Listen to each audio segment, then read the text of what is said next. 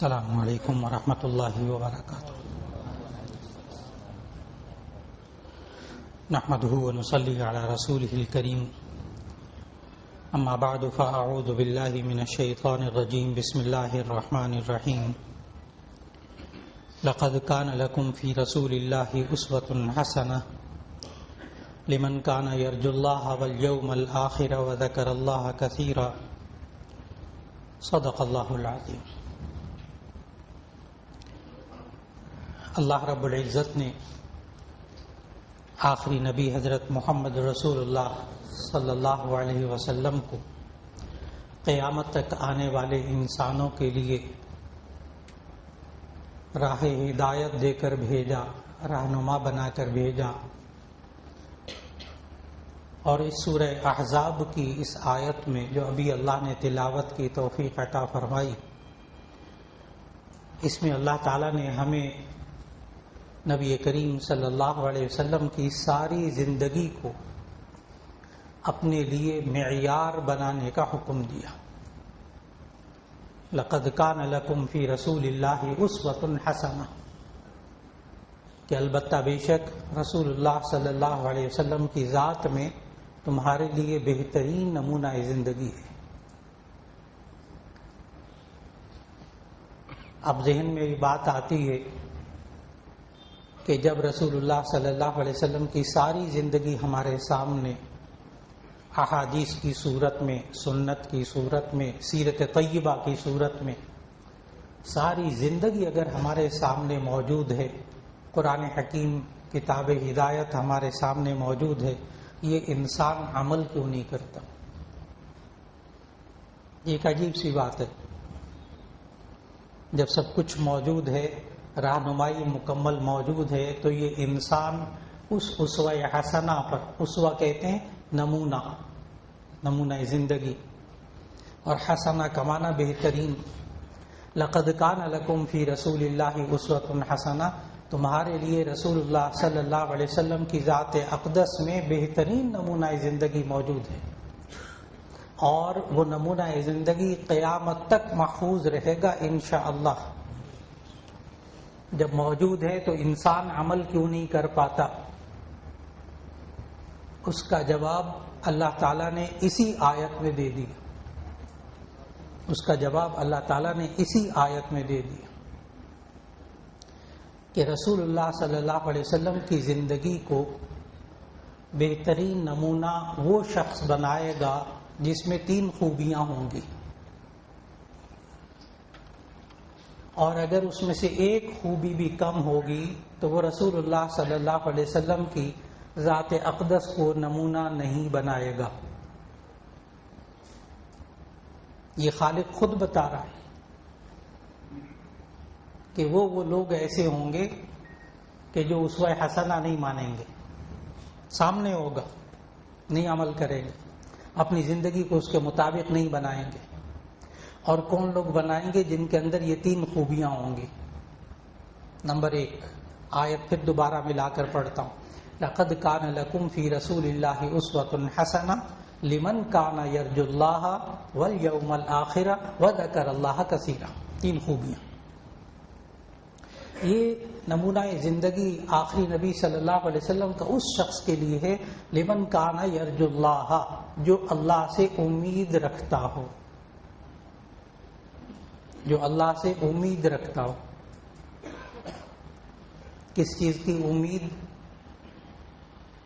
کہ اگر میں اپنی زندگی کے 24 گھنٹے کے ہر عمل کو رسول اللہ صلی اللہ علیہ وسلم کے مطابق بناؤں گا تو اللہ راضی ہو جائے گا، اور کچھ بھی نہیں. لمن کان یرجو اللہ، جو کہ اللہ سے امید رکھتا ہو. اور جو اللہ سے نا امید ہو، مایوس ہو، وہ کبھی بھی اسوہ حسنہ پہ عمل نہیں کرے گا. وہ کبھی بھی اسوہ حسنہ پہ عمل نہیں کرے گا. تو معلوم ہوا ہمیں اللہ تعالیٰ سے امید لگا کے رکھنی چاہیے کہ اللہ نے ہمارے لیے نمونہ زندگی بھیجا ہے، ہم عمل کریں گے، وہ اللہ ضرور قبول کرے گا. کبھی بھی نیک عمل کر کے یہ نہیں سوچنا چاہیے کہ پتہ نہیں اللہ قبول کرے گا کہ نہیں کرے گا. کبھی بھی نہیں سوچنا چاہیے. اللہ نے کسی انسان کو کسی نیک عمل کی توفیق دی ہے تو اسی لیے توفیق دی ہے تاکہ وہ قبول کر لے.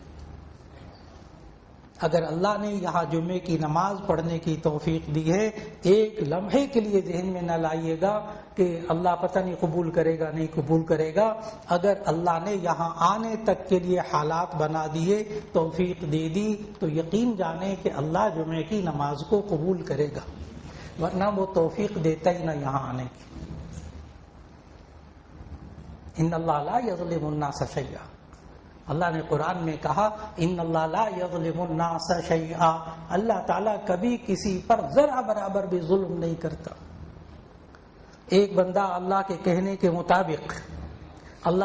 کے مطابق نماز پڑھنے آئے جمعے کی، اور اللہ کہ جا میں نے یہ تیری نماز قبول نہیں کی، ناممکنات میں سے ہے.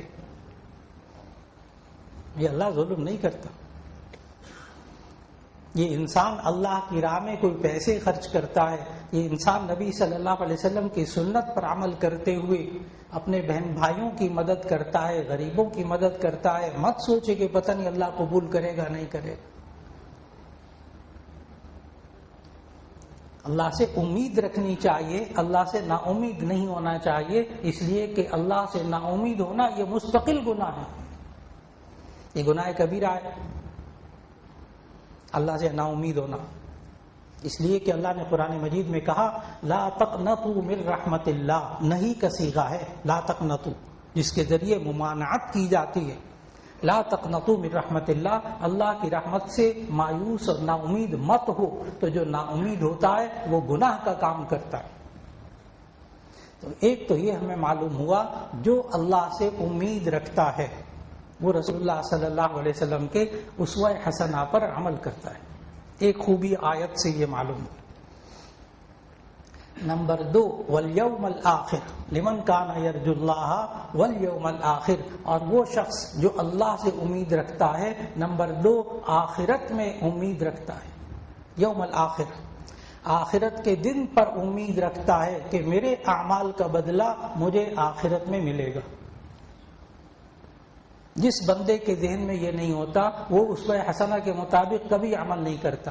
میں دائیں ہاتھ سے کیوں کھاؤں، اسوہ حسنہ، میں دائیں ہاتھ سے کیوں کھاؤں، اس کا بدلہ اللہ مجھے آخرت میں دے گا. میں حلال کیوں کھاؤں، اس کا بدلہ اللہ مجھے آخرت میں دے گا.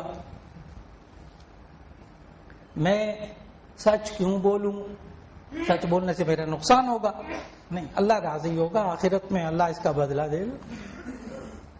میں نبی صلی اللہ علیہ وسلم کی اس سنت پر کیوں عمل کروں، بسم اللہ پڑھوں کیوں پڑھوں کھانا کھا کے، اللہ اس میں برکت دے گا، آخرت میں ثواب دے گا. زندگی کا ایک ایک کام جو سنت کے مطابق ہوگا اللہ اس کا آخرت میں بدلہ دے گا کہ آپ نے اسوہ حسنہ کے مطابق عمل کیا ہے. کوئی مشکل زندگی نہیں، کوئی مشکل زندگی نہیں. 2 باتیں ہو گئی. نمبر 3 وذکر اللہ کثیرا، اور وہ شخص اسوہ حسنہ پر عمل کرتا ہے، وذکر اللہ کثیرا، جو اللہ کو بہت زیادہ یاد کرتا ہے. اور جس کو اللہ یاد نہیں ہوتا وہ رسول اللہ صلی اللہ علیہ وسلم کے اسوہ حسنہ پر کیوں عمل کرے گا، وہ کیوں عمل کرے گا؟ اس لیے کہ جو بندہ رسول اللہ صلی اللہ علیہ وسلم کی اتباع کرتا ہے اللہ اس سے محبت کرتا ہے. قل ان کنتم تحبون اللہ فاتبعونی یحببکم اللہ. قل ان کنتم تحبون اللہ، آپ کہہ دیجئے اے نبی صلی اللہ علیہ وسلم اگر تم اللہ سے محبت کرتے ہو فاتبعونی، تم میری پیروی کرو، میری اتباع کرو. اتباع کا معنی نقش قدم کے مطابق چلنا. اتباع کا معنی نقش قدم کے مطابق چلنا. بہت سے لوگ کہتے ہوئے نظر آئیں گے ہمیں نبی صلی اللہ علیہ وسلم کی اطاعت کا حکم ہے، ان کی ساری زندگی ہمارے لیے نمونہ نہیں ہے. وہ تو عرب کا کلچر تھا، اس طرح کھانا، اس طرح پینا، اس طرح سونا، اس طرح چلنا، اس طرح پہننا، اس طرح کمانا، یہ تو عرب کا کلچر تھا، بس ختم ہو گیا وہ کلچر. وہ وہیں کے لیے ابھی بھی ہوگا، وہیں کے لیے ہوگا. ہمارے لیے ہمارا کلچر، اسوہ حسنہ پر سارے پہ پانی پھیر دیتے ہیں لوگ. ہمیں اطاعت کا حکم ہے، ان کی ہر بات زندگی کی جو ہے اس کو ماننا ہمارے لیے لازم نہیں ہے. اس کے لیے آیت پڑھ دی. اطاعت کی آیات الگ ہیں، اطاعت کی آیات الگ ہیں. وہ 14 آیات ہیں جن میں رسول اللہ صلی اللہ علیہ وسلم کی اطاعت کا حکم دیا. پورے قرآن حکیم میں وہ 14 آیتیں ہیں. اطیعوا اللہ و اطیعوا الرسول، اللہ کی اطاعت کرو، رسول کی اطاعت کرو. اور نقش قدم کے مطابق چلنا، ان کی زندگی کے مطابق اپنی زندگی بنا کے رکھنا، اس کو عربی میں اتباع کہتے ہیں. بعض ساتھی کہتے ہوئے نظر آتے ہیں، پڑھے لکھے ہوتے ہیں، بہت قابل ہوتے ہیں، کہتے ہیں ہمیں قرآن میں اطاعت کا حکم دیا ہے، اتباع کا حکم نہیں دیا گیا. بہت بڑی غلط فہمی میں ہے. 8 آیتیں ہیں جن میں اتباع کا حکم دیا گیا، جس میں سے ایک آیت ابھی تلاوت کی، قل ان کنتم تحبون اللہ فاتبعونی. اگر تم اللہ سے محبت کرتے ہو تو میری اتباع کرو، میرے نقش قدم پر چلو. تو اطاعت کا حکم بھی قرآن میں ہے، اتباع کا حکم بھی قرآن میں ہے. ہاں، اب ذرا ذہنوں کو متوجہ کیجیے گا. جو اطاعت اور اتباع دونوں کے اندر باتوں کو سمجھنا ہے. بعض لوگ پھر الجھنے لگتے، کہتے ہیں نبی صلی اللہ علیہ وسلم نے ساری زندگی تہبند باندھی، آپ تہبند کیوں نہیں باندھتے؟ نبی صلی اللہ علیہ وسلم نے شلوار پہنی نہیں. الجھاتے ہیں بعض لوگ، بہت باتوں میں الجھاتے ہیں.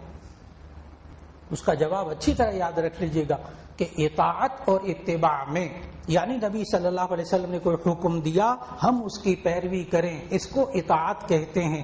اور جیسے جیسے وہ انہوں نے زندگی گزاری ویسے ہم زندگی گزاریں تو اسے اتباع کہتے ہیں.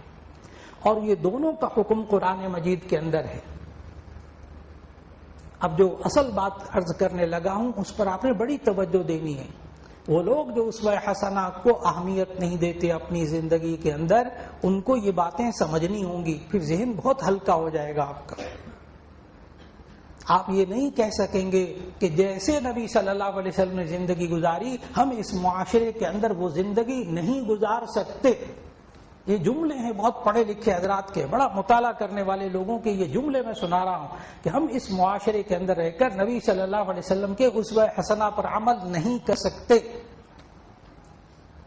اور وہ اس غلط فہمی میں ہوتے ہیں کہ بیچاروں نے یہ بات نہیں سمجھی ہوتی جو ابھی عرض کرنے لگا ہوں.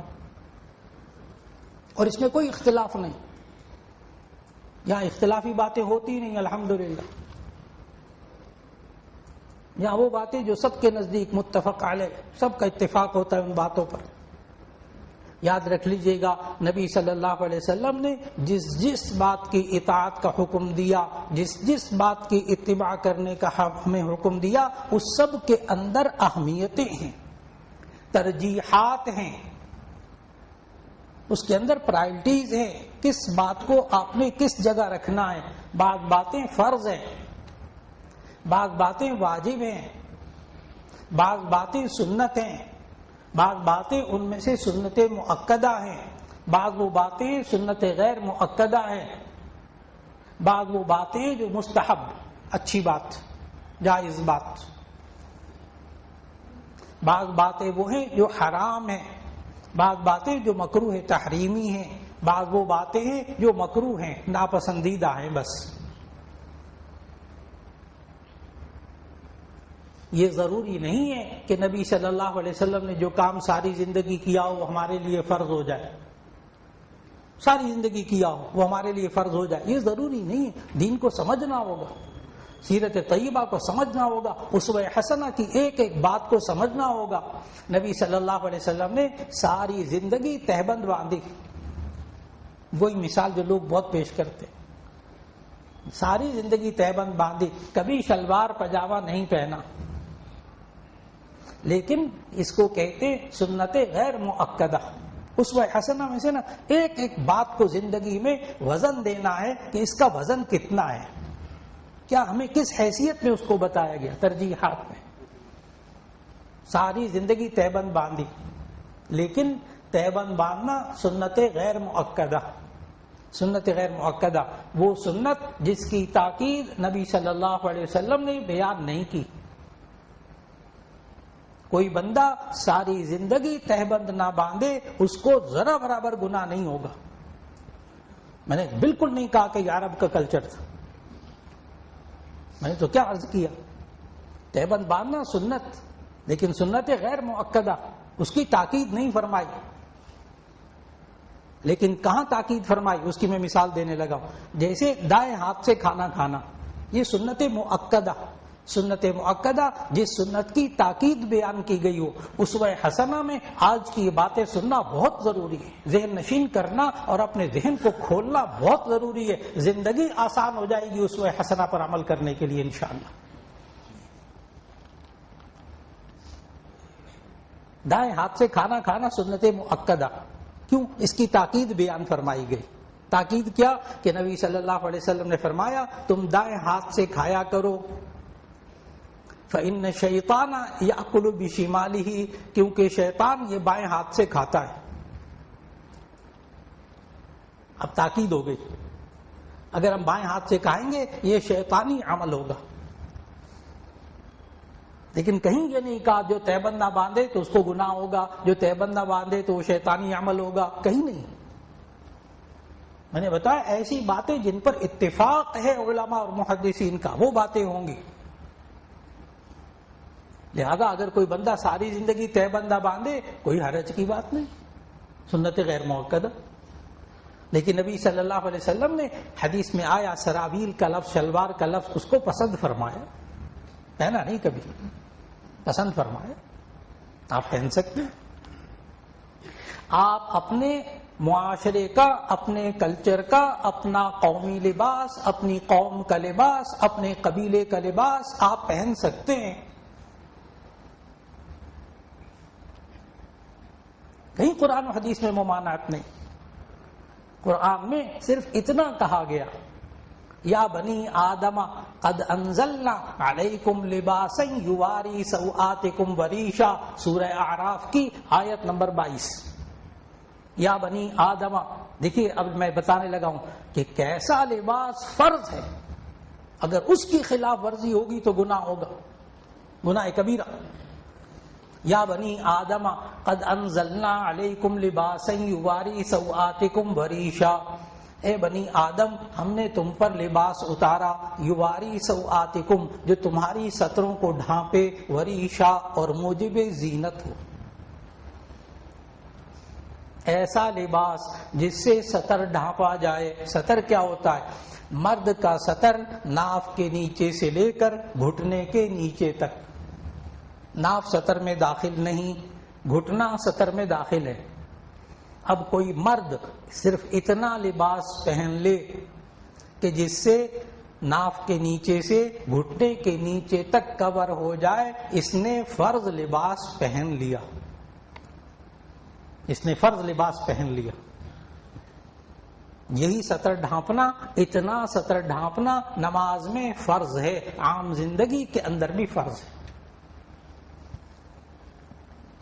اب لوگ سوال کرتے ہیں وہ جی اگر ہاف بازو ہو تو نماز پڑھ سکتے ہیں، لوگ سوال کرتے ہیں ہاف بازو ہو تو نماز پڑھ سکتے ہیں، تو اس کا جواب غور سے، میں نے تو عرض کیا کتنا فرض ہے، ناف کے نیچے سے لے کر گھٹنے کے نیچے تک،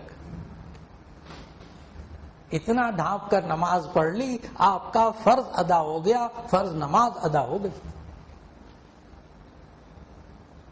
باقی بدن کو ڈھانپنا سنت، باقی بدن کو ڈھانپنا سنت۔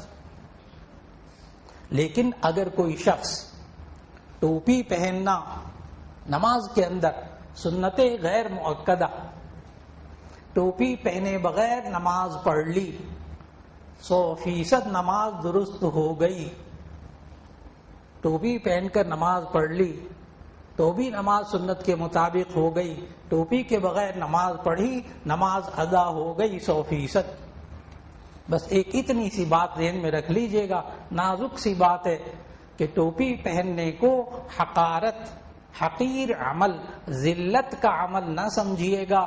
اگر ٹوپی پہننے کو ذلت کا عمل سمجھا، گھٹیا عمل سمجھا، تو اس نے سنت نبوی کو گھٹیا سمجھا۔ وہ نماز پڑھنے سے پہلے کلمہ پڑھ لے، نماز ٹوپی کے بغیر نماز پڑھ لی 100% نماز ہو گئی۔ سنت غیر مؤکدہ کے تارک کو، سنت غیر مؤکدہ چھوڑنے والے کو آپ برا بھلا بھی نہیں کہہ سکتے۔ سنت غیر مؤکدہ کے تارک کو، غیر مؤکدہ کے تارک کو آپ برا بھلا نہیں کہہ سکتے۔ ٹوپی کے بغیر کوئی نماز پڑھے آپ اس کو یہ بھی نہیں کہہ سکتے تمہاری نماز نہیں ہوئی، نہیں کہہ سکتے، اس میں کوئی اختلاف نہیں۔ میں بہت باریکی میں جانے کی کوشش کر رہا ہوں، ایک اصول عرض کر رہا ہوں اسوہ حسنہ کے بارے میں۔ ہمیں یہ سمجھنا ہوگا زندگی کے اندر کیا فرض ہے، کیا واجب ہے، کیا سنت ہے، اور کتنا سنت مؤکدہ، کتنا سنت غیر مؤکدہ۔ آپ کھانا کھائیں، اس میں ایک چیز فرض ہے، باقی ساری سنتیں۔ لباس کے اندر میں نے آپ کو ایک فرض بتایا ہے، بس لباس میں ایک فرض، باقی آپ جس طرح مرضی کا لباس پہنے، ایک فرض پورا ہونا چاہیے، باقی سنتیں۔ فرض کیا؟ سطر کو ڈھانپنا فرض، اور عورت کا سطر چہرہ، دونوں ہاتھ، دونوں پاؤں، اس کے علاوہ پورا بدن سطر ڈھانپنا فرض، ڈھانپنا فرض۔ کھانے کے اندر ایک فرض، اور وہ ہے حلال کھانا، بس باقی سب سنتیں۔ دائیں ہاتھ سے کھانا، اپنے سامنے سے کھانا، پہلے بسم اللہ پڑھنا، بعد میں دعا پڑھنا، سب سنتیں۔ زندگی کو آسان فرما لیں گے آپ جب آپ کو یہ معلوم ہو کیا عمل فرض ہے، کیا واجب ہے، کیا سنت ہے۔ اب آئندہ انشاءاللہ اللہ تعالیٰ زندگی دے، صحت و عافیت عطا فرمائے، تو آئندہ جمعوں میں اب نبی صلی اللہ علیہ وسلم کا اسوہ حسنہ بیان ہوگا، اور ساتھ ساتھ اس کی شرعی حیثیت بیان ہوتی رہے گی انشاءاللہ۔ پیدائش سے لے کر موت تک ہمیں نبی صلی اللہ علیہ وسلم کا اسوہ حسنہ مل چکا ہے، موجود ہے۔ اب آئندہ جمعوں میں اللہ زندگی دے تو بالکل پیدائش کے بعد سے لے کر کیا کیا اسوہ حسنہ، کیا نمونہ زندگی ہے، اور پھر اس کی شرعی حیثیت بھی، یہ فرض ہے یا واجب ہے یا سنت مؤکدہ ہے یا سنت غیر مؤکدہ ہے۔ آپ کو حیرت ہوگی کہ زندگی کتنی آسان ہو جائے گی اسوہ حسنہ کے مطابق۔ جن لوگوں کے ذہن میں یہ ہے کہ اگر ہم اسوہ حسنہ پر عمل کریں گے تو اس معاشرے میں زندگی نہیں گزار سکتے، میں ایک ایک بات پر بتانے کے بعد سوال کیا کروں گا، مجھے بتائیے کیا اس کے ساتھ زندگی گزاری جا سکتی ہے؟ کیا اس مرحلے میں اسوہ حسنہ پر عمل کرنے میں زندگی گزاری جا سکتی ہے؟ سوال بھی کروں گا۔ کون سا کام ہے؟ یاد رکھ لیجئے گا، پوری اسوہ حسنہ پر عمل کیجئے، پورے اسوہ حسنہ میں ایک ایک سنت پر، کسی ایک سنت پر ہاتھ رکھ کر کہہ دیجئے یہ خلاف عقل ہے، ناممکنات میں سے کسی ایک سنت پر ہاتھ رکھ کر کہہ دیجئے کہ اس پر عمل کریں تو لوگ نفرت کرتے ہیں، لوگ پسند نہیں کرتے۔ ایک سنت پر ہاتھ رکھ کر رکھ دیجئے، جہاں کہیں لوگ اگر کسی مسلمان سے اس کے عمل سے کہیں بھی نفرت کرتے ہیں تو یاد رکھ لیجئے گا اچھی طرح، وہ اسوہ حسنہ نہیں ہوگا، وہ اسوہ حسنہ نہیں ہوگا۔ یہ کیسے ہو سکتا ہے کہ اللہ اس سے محبت کرے اور مخلوق اس سے نفرت کرے؟ یہ کیسے ہو سکتا ہے؟ انشاءاللہ العزیز آئندہ جمعوں میں اسی اسوہ حسنہ کو ترتیب سے بیان کرنے کی اللہ توفیق دے گا انشاءاللہ۔ اور پھر ذہن میں رکھنا ہوگا کیا اسوہ حسنہ فرض ہے، کیا واجب ہے، کیا سنت ہے۔ بس اس بات کو اگر بالکل اپنے ذہن میں ایک کلیئرٹی لے لی جائے، بالکل واضح رکھ لیا جائے، تو اللہ تعالیٰ عمل کرنے کی انشاءاللہ توفیق بھی عطا فرما دے گا۔ وآخر دعوانا ان الحمدللہ رب العالمین۔